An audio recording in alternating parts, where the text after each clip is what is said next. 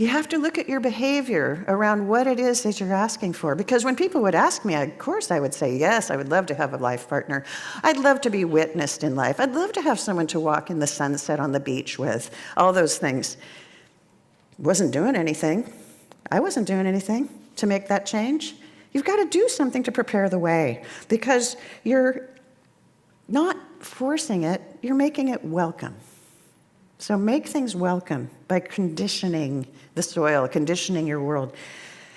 I'm sorry, James Kress, our minister, he moved to the Eastern Washington, but I always liked having a sort of a quote from the Bible for his sake, because he knew the Bible so well. But in James 2:26, for those of you who brought your Bibles, for as the body without the spirit is dead, so faith without works is dead also. Right? So you're not making it happen, you're making it welcome. Take that class that expands your skills, that makes you the C-suite job guy. C-suite, see that? That's the word I learned, and then everybody used it 100 times the next week. Have a savings account for the trip that you want. Make it welcome. I think I'm making the point if I'm not over making it. What about what you want doesn't happen? Oh, this teaching doesn't work. No. You might be telling yourself a lie, like I was. So you need to look and see, how is God seeing you? Look at what you really believe and peel away that delusional part of you that thinks you want something and see what God sees.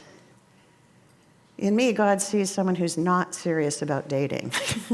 And also God sees someone who's not serious about weight loss at the moment as well. So I have a prayer that I accept that God helps me get serious about dating and serious about weight loss, because I have to have a date and I have to look good for my sister-in-law's wedding. She's getting married. She is. She is a master gardener. She was full-blown on that online stuff, and she is now getting married, and Jesus, let me be good looking at that wedding.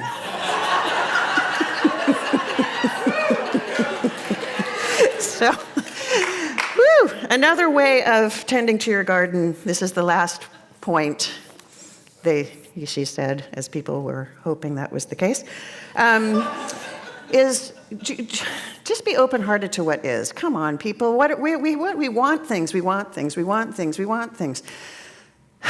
You've heard me talk about what a miracle it is that we were even born on this planet. I mean, this planet is spinning around in billions of galaxies. You've heard me say this before if you've heard me speak last fall.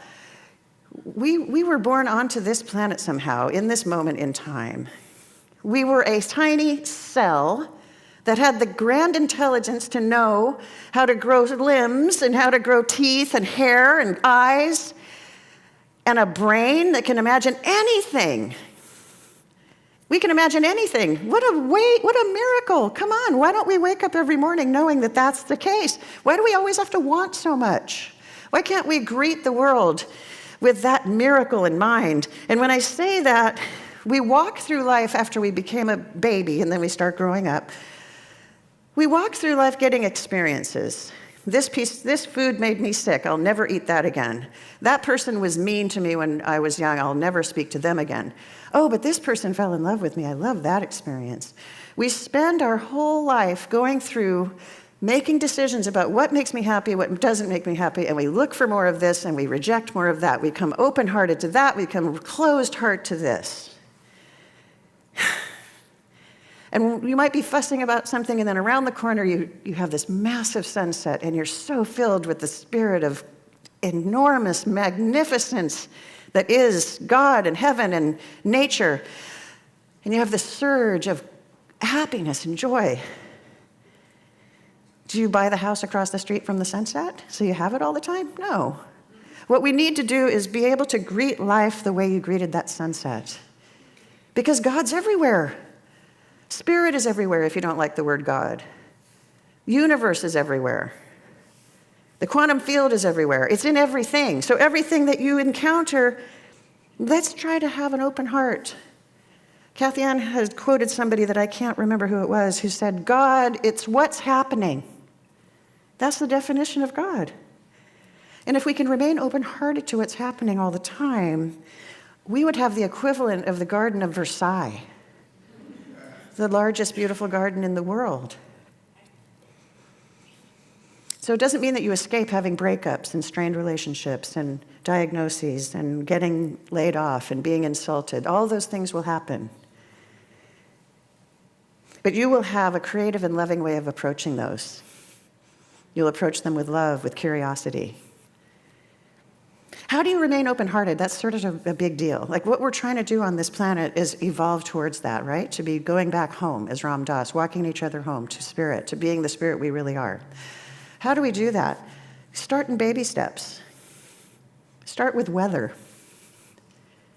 Start greeting the idea that it rained on your wedding with memories of how fun that was, when everybody gathered under the canopy and they all got muddy and the wedding dress train was dragging through the puddles and it was so funny and everybody laughed. Oh my gosh, that was funny. That is so much better than, it ruined the best day of my life. Which way would you rather be? Once you've graduated from weather, you can go to traffic.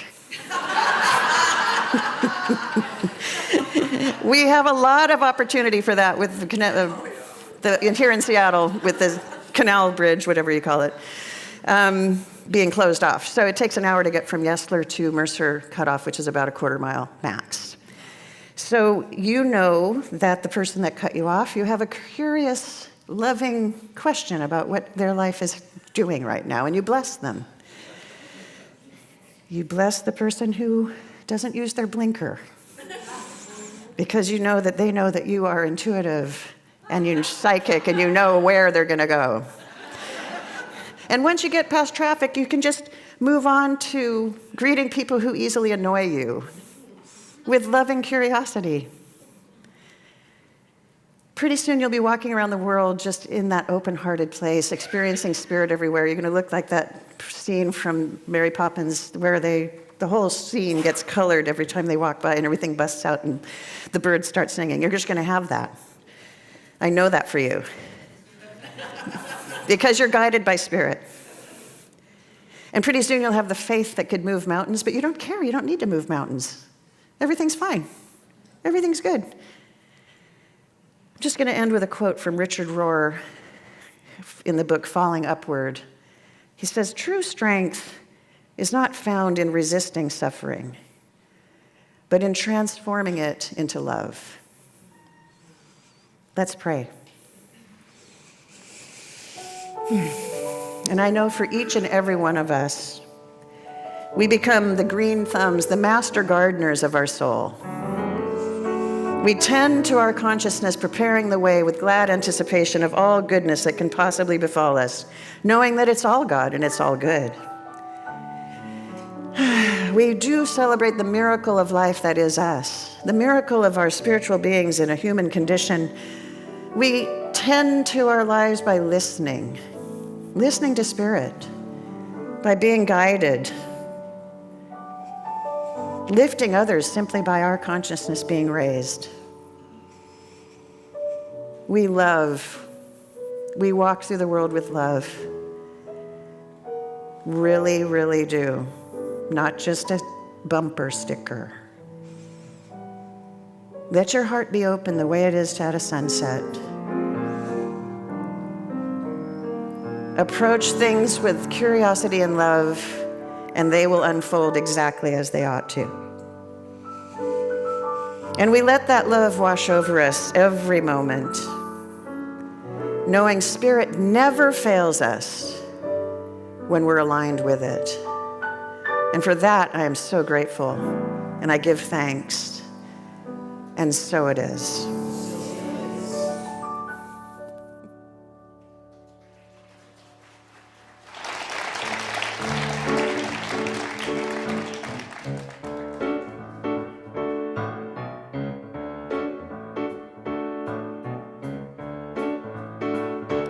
Growing love, we're forever growing love. It's a seed that we can sow. With our caring, it will grow. We are family, we are friends, and the feeling never ends. Together we're forever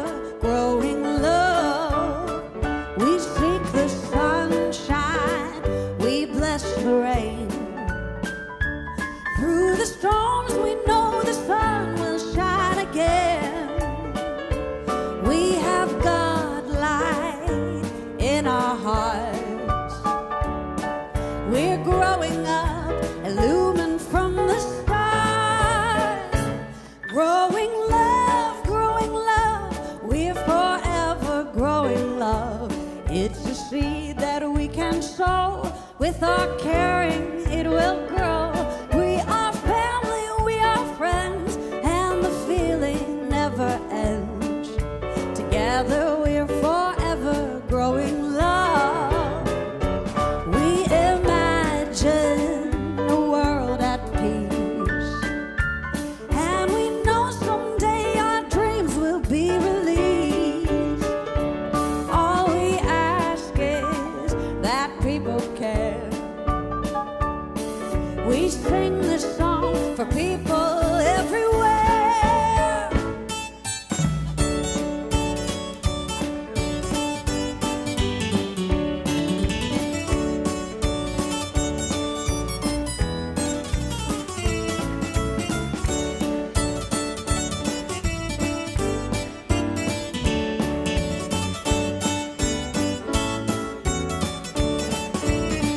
Oh, we imagine a world at peace, and we know someday our dreams will be released. All we ask is that people care. We sing this song for people everywhere. Growing love, we're forever growing love. It's a seed that we can sow. With our caring, it will grow. We are family, we are friends, and the feeling never ends. Together we're forever growing love. Together we're forever growing love. Together we're forever growing love.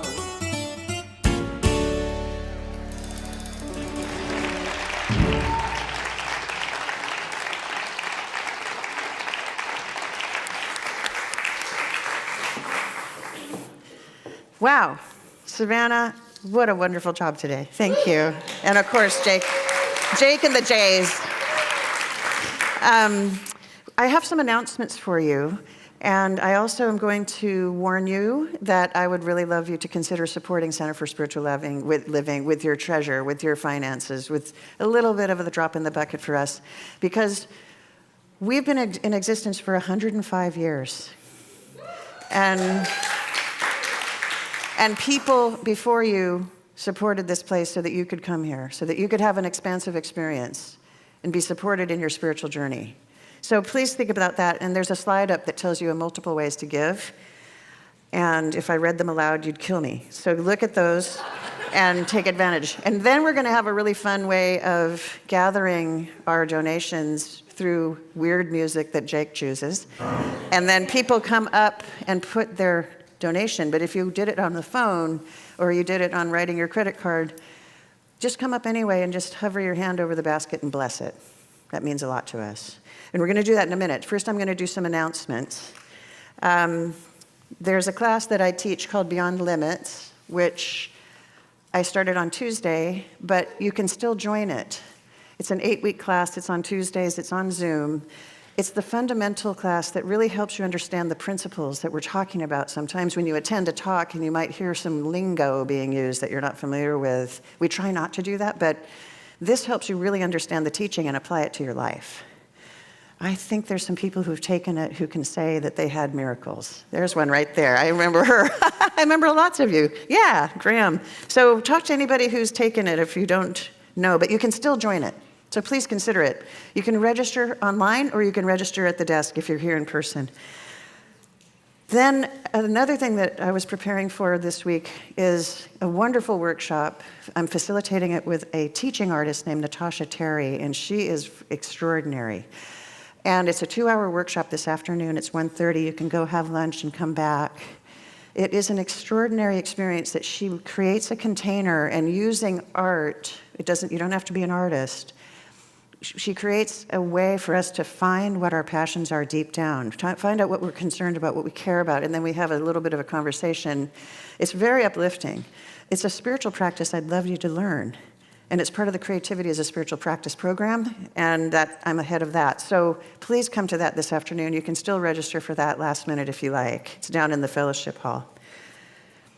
Not to be overshadowed by all the things I'm doing, the Create a Better World team has a table out in the lobby, and they're looking for people to participate. If you want to do something functionally helpful out in the world, they're the team to sign up with. They do food drives, they do coat drives, they do the Christmas tree thing, they do they do the Super Bowl. They're in charge of all of the things we do out in the community that help people. There's Tim, who started the whole thing, Tim Brinsfield, back there. It's like, he's like a VIP. Kathy Lindsay's back there waiting. She's been part of it for a long time. So please go over and sign up to be on a team, or downstairs, you can sign up down there too. But it's really very, very affirming to get out of yourself and do something for someone else. Yeah. Next weekend, we are having the annual meeting of members and the community conversation. Please attend, because that happens once a year, hence annual meeting. And that's when you get to hear about who are the board members. Where can you talk to people about what you would like to see at Center for Spiritual Living, or what you're finding out about what the plans are for the new spiritual director. We're going through a big transition this year. Many of you are aware. We're going to be having a new spiritual director by the end of the year. And what's the process? How can you be involved? Well, one way you can be involved is to become a member. So think about becoming a member, because you will have a vote in the process. But the other part of that is just being aware. Coming to a meeting like this is important. We also have a section in the newsletter on Fridays that started a couple weeks ago called Community Conversation, and it's near the top. It's underneath what's happening on Sundays. You'll see that the process that we're doing with the new minister and with the board and everything we're doing is in that segment. So look for your newsletter and look at that if you're curious about what's happening. I had someone the other day go, "Oh, Kathy Ann's retiring?" So people get news in a very slow trickle kind of way. So to be laser about getting the news, read the newsletter, because it's a newsletter. It's got news in it. So, and then last of all, Easter. Come on, you got to come to Easter. We do a metaphysical Easter like no one's business here. So Friday, Good Friday, and then Sunday, Easter, go to both. They're fabulous. Friday has a singer named Tommy Burton, who's really well known and excellent. And Sunday has Stephanie Ann Johnson with the CSL Choir. Woo! Oh my gosh. So that is going to be so moving, and that's April 3rd and April 5th, respectively. Come to both. It's really, really a great experience, and it will be Kathy Ann's last Easter, so hey, you might want to experience it. And with that, who has the basket? You've been standing there waiting so long. Your patience is godlike. So when you have made your gift, or when you want to come up and bless the gift offering basket, as I said, Jake will play something unexpected. You did a very unexpected one this morning. Okay, so here we go. Oh, wait, no, let me pray first. Ladies and gentlemen, I'm sorry to be a false alarm. Let us hold our gift in our heart. Let us hold whatever we're giving in our heart, knowing that it goes forth, multiplying 10 times for yourself. The law of reciprocation, circulation. What you give comes back tenfold. And that is not the motivation, but the motivation is to keep a place that you get nourished by, fed and supported, so it may nourish and feed other people 100 years hence. I give thanks for the generosity of this community. I give thanks for the willingness to know abundance for themselves so much that they can give part of what they have to support what nourishes them. And I give thanks, and I release my word into the law, knowing it's already done. This place is flourishing 100 years from now. And so it is.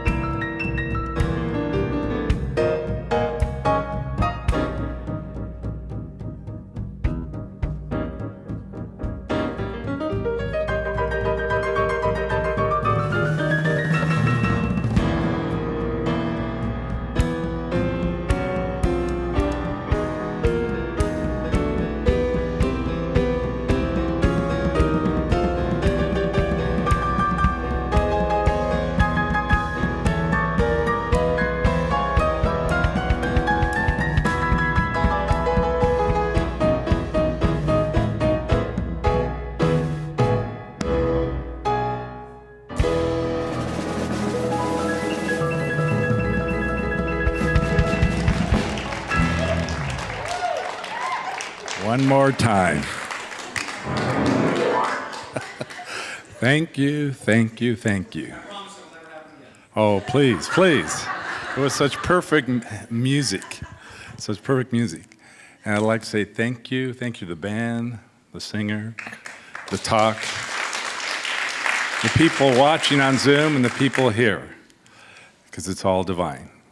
And I'd like to remind you that over in this corner, the lovely Dennis will be holding a transformation circle, what used to be known as a prayer circle, but it's a place to know your grace, know your divinity. In the back of the room, we have Tees with the prayer box holding you, and you can place your demands, your longings, and allow the practitioner body to pray for you and hold you and see you as you want to be seen. And online, we have Chris and Sprite waiting for you to put it in your demand in the transforming Zoom universe. And with that, I invite you to close your eyes and breathe into the field that was created this morning, the field of love, the garden and the flowers that we all are, and the words that we're told how we could tend our garden. And I'm grateful for this song and the reminder that I am, you are, we are, not what has happened to us, but who we are is what we choose to be. And when we pray from that place, then we know God, and so it is.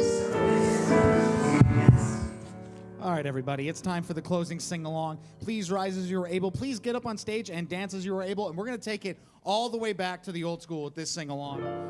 I don't think we've done this in 2 years, so be ready for the chorus from We Let It Be. Here we go. 1, 2, 3. We let the love. Now everyone still knows it. So